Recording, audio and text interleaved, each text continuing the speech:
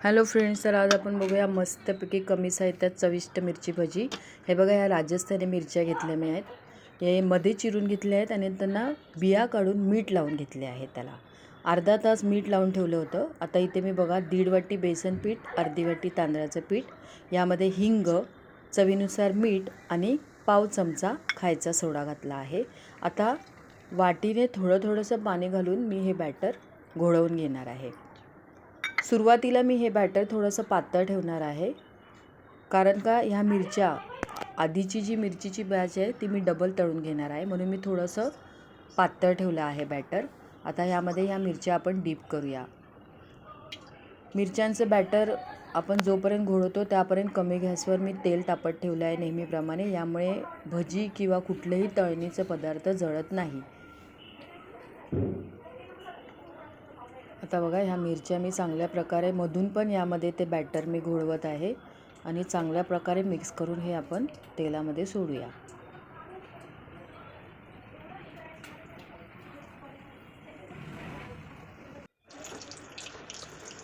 आधीची जी बॅच आहे ती मी लवकरच काढून घेतली आहे, कारण ह्या मला पुन्हा एकदा घोळवून बॅटरमध्ये पुन्हा तळायचे आहे डबल, आणि ह्या मी सिंगल तळल्या आहेत। ह्या सिंगल तळणाऱ्या मिरच्या आहे ना, आपण खूप वेळ तळायच्या आहे, खरपूस, अजिबात घाई करायची नाही। खूप पेशन्स ठेवून आपल्याला मिरच्या तळायच्या आहेत। खरपूस अशा तळल्या जायला पाहिजे। हे बघा, अशा एकदम लालसर दिसल्या पाहिजे। अजून लालसर झाल्या नाही म्हणून मी पुन्हा टाकल्या कढईमध्ये। आता पुन्हा हे बघा, अशा लालसर झाल्या पाहिजे, तरच त्या खूप चविष्ट लागतात। हे बघा, छानपैकी तळून घेतल्या, तेल गाळून घेतलं आहे। आता हे जे आधीचं अजून 2 मिरच्या मी अशा साध्याच तळणार आहेत, आणि आधीच्या ज्या मिरच्या आहेत त्या पुन्हा बॅटरमध्ये घोळवून पुन्हा एकदा डीप फ्राय करणार आहे।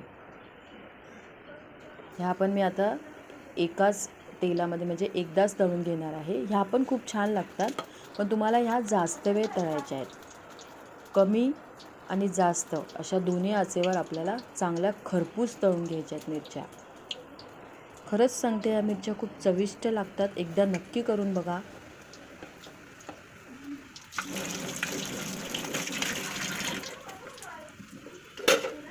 ह्या पण आता कमी जास्त तेलावर मी मस्तपैकी अशा खरपूस तळून घेतल्यात। बघा, याचा कलर किती छान आला आहे। आणि ह्या मी डबल बॅटरमध्ये म्हणजे पुन्हा एकदा बॅटरमध्ये घालून पुन्हा तळून खरपूस तळून घेतल्या। ह्या पण मस्तपैकी मिरच्या तयार आहेत खायला।